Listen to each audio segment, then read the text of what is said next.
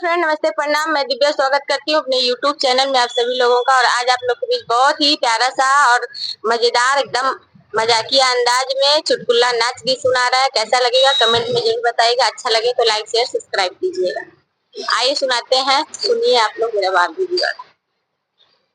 ननदो इतना गरियौली तोहरा लाज नहीं खे, ननदो इतना गरियौली तोहरा लाज नहीं खे, ननदो बूढ़ावा भतार पे लो भैलू कैसे, ननदो बूढ़ावा भतार पे लो भैलू कैसे। सोरा के उमरिया में फैशन देखावेलू, के उमरिया में फैशन देखावेलू, चढ़ली जवानी अपन बुढ़वे पे लुटावेलू, चढ़ली जवानी अपन बुढ़वे पे लुटावेलू।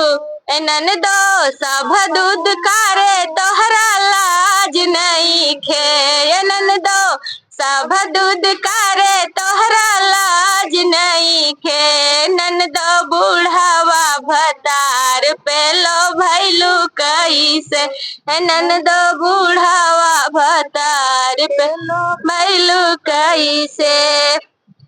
पहनेलू जीन्स सबसे नजर मिलावेलू, पहनेलू जीन्स सबसे नजर मिलावेलू, चढ़ती जवानी अपन बुढ़वे पे लुटावेलू, चढ़ती जवानी अपन बुढ़वे पे लुटावेलू।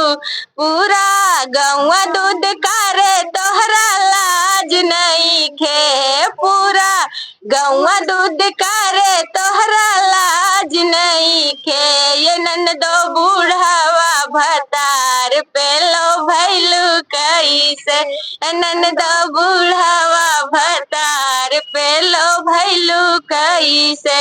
ननदो इतना गरियौली तोहरा लाज नहीं खे, ये ननदो इतना गरियौली तोहरा लाज नहीं खे, ननदो बूढ़ावा भतार पे लो भैलू कैसे।